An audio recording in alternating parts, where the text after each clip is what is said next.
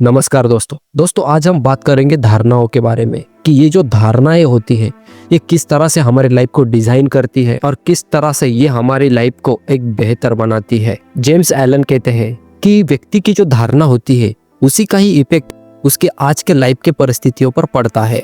उसी के अनुसार आज के उसकी लाइफ चल रही होती है।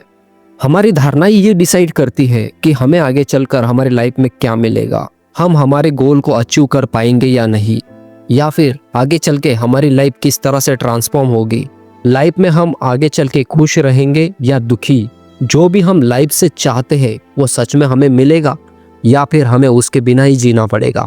ये चीज़ें सिर्फ और सिर्फ हमारी धारणाएं डिसाइड करती है। अब आप लोग बोलोगे ये कैसे, चलिए मैं आपको समझाता हूँ। तो दोस्तों बेसिकली धारणाएं जो होती है वो होती है हमारा एक बिलीव सिस्टम।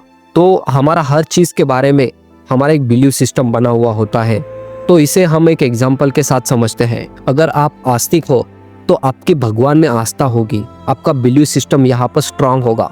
वहीं पर अगर आप नास्तिक हो तो आपको इन चीज़ों से कुछ लेना देना ही नहीं होगा, ठीक है। तो यहाँ पर भगवान का होना या ना होना आपको ज़्यादा मैटर नहीं करेगा। वहीं पर आस्तिक लोग क्या करेंगे, वही एक बिलीव सिस्टम अपने मन में उतार कर उसी के अनुसार चलेंगे और उसी रास्ते को फॉलो करेंगे। तो ये उनकी धारणाएं है कि कहीं ना कहीं इस विश्व में, इस यूनिवर्स में भगवान एग्जिस्ट करते हैं। तो ये एक छोटा सा एक एग्जाम्पल था, लेकिन क्या वाकई ये जो धारणाएं होती है वो सिर्फ भगवान के बारे में मैं बात नहीं कर रहा, हर चीज़ के बारे में जो हमारी धारणाएं होती है क्या वाकई हमारी लाइफ को चेंज कर सकती है। पहले मुझे भी इस पर यकीन नहीं था, लेकिन जब मैंने इन इफेक्ट्स के बारे में जाना तो मुझे भी विश्वास हो गया। तो आखिर वो कौन से इफेक्ट्स है, चलिए मैं आपको समझाता हूँ। तो पहला इफेक्ट है प्लेसिबो इफेक्ट। तो बेसिकली प्लेसिबो इफेक्ट है क्या दोस्तों, आपने हमेशा देखा होगा जब कोई मरीज हॉस्पिटल में आता है तो आपने देखा होगा कि हॉस्पिटल में आते ही वो आधा ठीक हो जाता है, मतलब उसकी आधी बीमारी ठीक हो जाती है। मतलब डॉक्टर ने उसे देखा नहीं, ना ही उसका ट्रीटमेंट किया, फिर भी सिर्फ अपनी धारणाओं की वजह से वो यहाँ पे आके ठीक हो जाता है। अब मेडिकल स्टूडेंट को हमेशा यही लगेगा कि जब तक पेशेंट का ट्रीटमेंट नहीं होगा, उसे कोई मेडिसिन नहीं दी जाएगी, तब तक वो शायद ठीक नहीं हो पाएगा। लेकिन यहाँ पर विदाउट मेडिसिन सिर्फ हॉस्पिटल में आते ही उसका आधा बीमारी ठीक हो गया, सिर्फ डॉक्टर को देखकर। तो एक्चुअल में ये कैसे हुआ, ये हुआ उसकी एक पॉजिटिव धारणा की वजह से। कहीं ना कहीं उसने अपने मन में ये धारणा बना ली थी कि मैं जब हॉस्पिटल में जाऊँगा तो मेरी जो तबीयत है वही जाके ठीक हो जाएगी। जब उसने डॉक्टर को देखा, कहीं ना कहीं उसने अपने माइंड में एक पॉजिटिव थिंकिंग करना शुरू कर दिया कि ये डॉक्टर अब मुझे बचाएगा, अब मुझे कुछ नहीं हो सकता, अब मैं ठीक हो जाऊंगा। बस यही एक उसकी जो मान्यता है, ये जो धारणा है उसको ठीक कराती है। हमारे अंदर की जो विल पावर है इसे ही वो स्ट्रांग बनाती है, ठीक है। अगर यही पे डॉक्टर उसे एक नॉर्मल स्वीट शुगर की अगर टैबलेट भी दे दे तो वो पेशेंट एकदम ठीक हो जाएगा। अब सेकेंड इफेक्ट जो आता है उसे कहते हैं पिग्मेलियन इफेक्ट। एक्चुअल में पिग्मेलियन जो है ये बहुत पौराणिक एक ग्रीक शिल्पकार था, लेकिन एक दिन ये हुआ कि उसे अपने ही शिल्प कला से, यानी उसने जो शिल्प बनाया था उससे उसे प्रेम हो गया। आगे चलकर इसके नाम से पहचान में आने वाली वो आइडिया ऐसी थी, अगर हम किसी से कोई मन में एक्सपेक्टेशन रखते हैं और बार बार उसी के बारे में सोचते हैं और सामने वाला भी वो हमारी एक्सपेक्टेशन पूरी करता है, तो इसे ही आगे चलकर पिग्मेलियन इफेक्ट का नाम दिया गया। इसे हम एक मैनिफेस्टेशन की नज़र से भी देख सकते हैं, क्योंकि मैनिफेस्टेशन में भी यही होता है कि जब हम किसी चीज़ की चाह रखते हैं, जब हम उस सोच को बार बार अपने मन में दोहराते हैं और फिर हमारी जो चाहत की एनर्जी है वो कहीं ना कहीं इस ब्रह्मांड में ट्रांसफ़र हो जाती है और फिर वो ब्रह्मांड हमें वो चीज़ को पाने के लिए हमारी मदद करता है।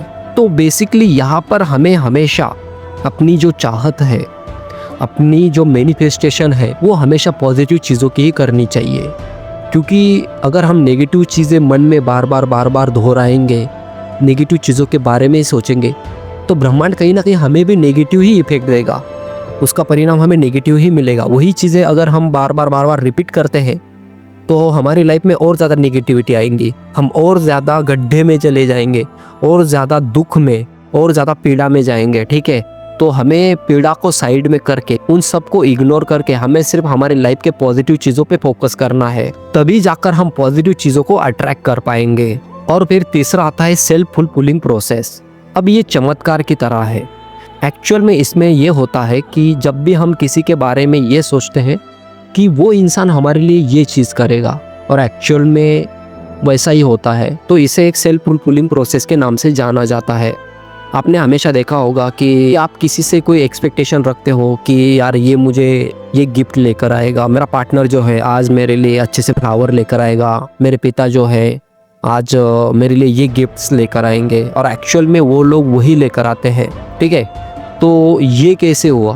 ये हुआ सिर्फ हमारी धारणा की वजह से। चीज़ों के बारे में हमारी सोचने की जो एक प्रबल शक्ति थी वो कहीं ना कहीं इस ब्रह्मांड में हमारी एनर्जी से ट्रांसफर हुई, और ब्रह्मांड ने भी कहीं ना कहीं वो चीज़ हमें प्राप्त कराने में हमारी सहायता की।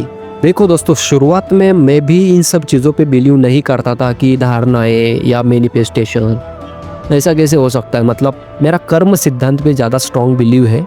मैं ज़्यादातर मैनिफेस्टेशन या फिर पॉजिटिव थिंकिंग के ऊपर पहले बिलीव नहीं करता था, लेकिन जब मैंने उन चीज़ों पर स्टडी किया, अच्छे से उनको जाना, तो मुझे कहीं ना कहीं उसका एक पॉजिटिव रिजल्ट मेरे लाइफ में मिलने लगा, और तभी धीरे धीरे मुझे इन सब चीज़ों पे यकीन होने लगा। ठीक है, तो जब आप इन चीज़ों को बारीकी से जानोगे, समझोगे, तभी आप उसे डिटेल में समझ पाओगे कि एक्चुअल में वर्क कैसे करती है। हेनरी फोर्ड हमेशा कहते थे कि आप किसी चीज़ के बारे में ये सोचते हो कि मैं इस चीज़ को पाने के लिए कैपेबल ही नहीं हूँ, तो वो कहते हैं कि मैं गारंटी के साथ कह सकता हूँ कि वो चीज़ आपको कभी नहीं मिलेगी। ठीक है, वहीं पर अगर आप ये सोचते हो कि नहीं, I am capable to get that things, okay, तो ब्रह्मांड में ऐसी कोई ताकत नहीं है जो आपको वहाँ पे वो चीज़ पाने से रोकेगी। तो हम उन चीज़ों की तरफ एक्शंस करेंगे, और एक्शन से वो चीज़ हमें एक दिन ज़रूर मिलेगी।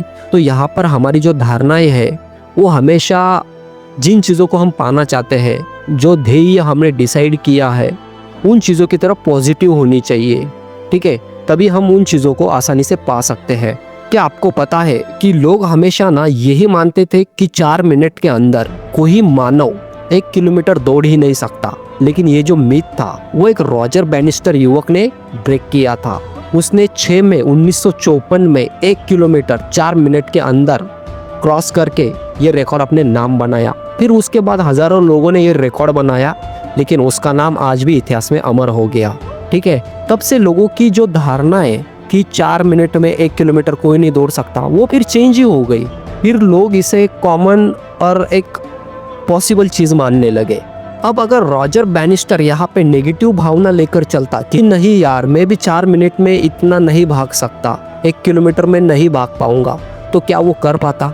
नहीं। लेकिन यहाँ पर उसका जो इन चीजों की तरफ देखने का उसका दृष्टिकोण था वो हजारों लोगों से अलग था। उसने सोचा कि नहीं, ये जो लोगों की नेगेटिव धारणा है कि ये कोई नहीं कर सकता, ये मैं तोड़ूंगा। और उसने तोड़ा।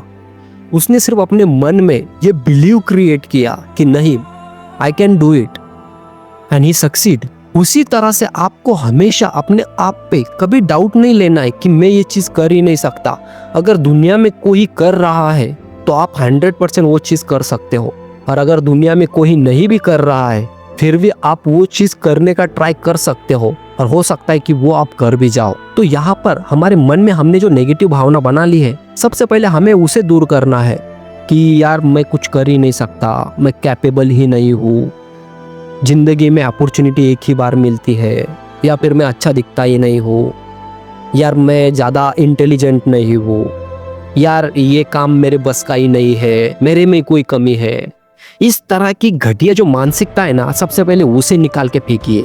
ये आपको बहुत ज़्यादा कमज़ोर बनाती है। उससे अच्छा ये सोचो ना यार कि यार मैं सब कुछ कर सकता हूँ, मुझ में कोई कमी नहीं है, कुछ स्किल नहीं है मेरे पास, लेकिन मैं उन स्किल को पा सकता हूँ, मैं उन स्किल पे काम कर सकता हूँ, मैं उन स्किल को डेवलप कर सकता हूँ। ठीक है, ऐसी कोई चीज़ नहीं है दुनिया में जिसे मैं सीख नहीं सकता। ठीक है, मैं सुंदर नहीं हो तो क्या हुआ, आई एम इंटेलिजेंट। किन किन चीज़ों के बारे में मुझे पता नहीं है तो क्या हुआ, मेरे अंदर कैपेबिलिटी है उन चीज़ों को सीखने की।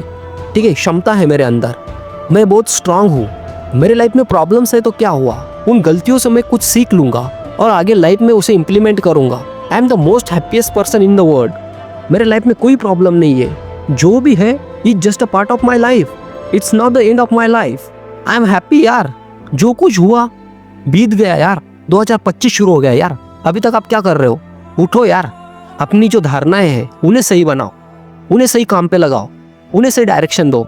मैं आपको आखिरी एक ही बात कहूंगा कि ये जो लाइफ है ये बहुत ज्यादा ब्यूटीफुल है, आपको डरना नहीं है और यही आपकी धारणा आपको बना लेनी है। फिर आप देखिए आपके लाइफ में किस तरह से चेंजेस आते हैं, किस तरह से आप अपने लाइफ में पॉजिटिविटी को अट्रैक्ट करते हैं। तो यहाँ पर आपको दूसरों को ज्यादा महत्व ना देकर खुद पर ध्यान देना है, खुद पर काम करना है, खुद के अंदर खुद के लिए प्रेम निर्माण करना है, खुद के अंदर सेल्फ कॉन्फिडेंस क्रिएट करना है। जब आप खुद से प्रेम करने लगेंगे तभी दुनिया जाकर आपसे प्रेम करेगी। सबसे पहले खुद के नजरों में खुद की वैल्यूज बढ़ाना है, ठीक है? तब आप बाहर के लोगों से एक्सपेक्ट कर सकते हो कि वो भी तुम्हारी वैल्यू करे।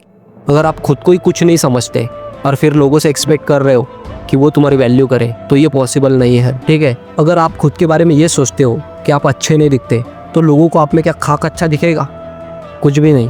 तो आपको एक सिग्मा मेल की तरह लाइफ को जीना चाहिए, ना कि एक सिम्प की तरह कि जो लड़कियों के पीछे भाग रहा है, जिसको अपने करियर का कुछ लेना देना ही नहीं है, जो सिर्फ टाइम पास में अपनी ज़िंदगी बिता रहा है, जो अलग अलग नशों का शिकार बन चुका है, जिसकी इंद्रियां उसके कंट्रोल में ही नहीं है, वो इंद्रियों के कंट्रोल में चल रहा है। इस तरह की जो ज़िंदगी है वो जानवर जीते हैं यार। आपको एक मर्द की तरह जीना है, आपके अंदर एक मैस्कुलिनिटी को बढ़ाना है।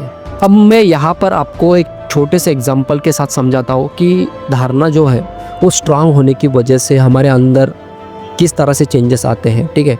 आपने देखा होगा कि छोटे छोटे गाँवों में उन लोगों की धारणा होती है कि भगवान है, वो भगवान पे बहुत ज़्यादा बिलीव करते हैं। फिर ये होता है बेसिकली कि आपने देखा होगा कि वो कहते हैं कि हमारे अंदर भगवान आ गए, मतलब भगवान की शक्तियाँ आ गई, और वो लोग घूमने लगते हैं। तब आपने देखा होगा कि वो गर्म कोयले के ऊपर से चल कर जाते हैं, ठीक है? फिर भी उन्हें कुछ नहीं होता। तो ऐसा क्यों? तो ऐसा इसलिए होता है कि उनकी बहुत स्ट्रांग बिलीव भगवान के ऊपर होता है कि वो उन्हें लगता है कि यार हमें भगवान बचाएंगे, हमें कुछ नहीं हो सकता, हम भगवान के बहुत बड़े भक्त हैं, ठीक है? भगवान हमें लाइक करते हैं। उनकी धारणा भगवान के लिए बहुत ज़्यादा स्ट्रांग होती है, इसलिए वो भगवान पे बिलीव करके ये सब कर जाते हैं। तो यहाँ पे आपने ऑब्जर्व किया कि भगवान पे सिर्फ बिलीव होने की वजह से वो लोग खुद के शरीर के साथ तक खेल जाते हैं। उनको खुद को अगर तकलीफ भी हुई फिर भी उन्हें उन तकलीफ का एहसास नहीं होता है, ठीक है? तो हमें हमेशा हमारी जो धारणाएं हैं वो पॉजिटिव रखनी है, मोटिवेशनल रखनी है। चीज़ों की तरफ देखने का हमारा जो नज़रिया है वो हमेशा अच्छा रखना चाहिए, ठीक है? हमें हमेशा ये लगता है कि यार एक तो अच्छा होगा या फिर बुरा भी हो सकता है, पॉसिबिलिटीज़ है, लेकिन आपको बुरा सोचना ही क्यों है, ठीक है? तो बुरा सोचने से क्या होगा, आपकी बुरी एनर्जी कहीं ना कहीं ब्रह्मांड में ट्रांसफर हो जाएगी और आपको बुरा ही रिजल्ट मिलेगा। उससे अच्छा पॉजिटिव सोचो ना यार। बुरा सोच के आप खुद का मन तो दुखी कर लोगे, लेकिन आपका जो आने वाला रिजल्ट होगा वो भी बुरा ही आएगा, ठीक है? तो हमेशा धारणाएं अच्छी रखनी चाहिए कि मैं ये कर सकता हूँ यार, आई कैन डू इट, मुझ में कोई कमी नहीं है। तो जो भी आपने आपके जीवन में लक्ष्य बनाया है उसे पाने के लिए आपकी जो धारणाएं हैं वो पॉजिटिव रखिए और फिर देखिए रिजल्ट, ठीक है? तो मुझे नहीं लगता इससे ज़्यादा और कुछ समझाने की मुझे आपको ज़रूरत है। तो मैंने बहुत से ऐसे वीडियोस बनाए हैं कि आपको किस तरह से आपकी थिंकिंग रखनी चाहिए, पॉजिटिव थिंकिंग के ऊपर। और जो हमारी आज की परिस्थिति है वो कहीं ना कहीं हमने जो पास्ट में डिसीजन लिया था उसकी वजह से ही है, ठीक है? तो इस तरह के वीडियोस मैं इस चैनल पे बनाता रहता हूँ। अगर आपको सच में मेरी वीडियोस अच्छी लगती है तो चैनल को सब्सक्राइब कर दीजिएगा और साथ ही वीडियो को लाइक भी कर दीजिएगा, ठीक है? और इस टॉपिक के ऊपर अगर आपको खुद से अगर मुझे कोई राय देनी होगी तो कमेंट में मुझे ज़रूर बताइएगा। तो मैं मिलूँगा आपसे अगले वीडियो में, तब तक के लिए आप अपना ख्याल रखिएगा।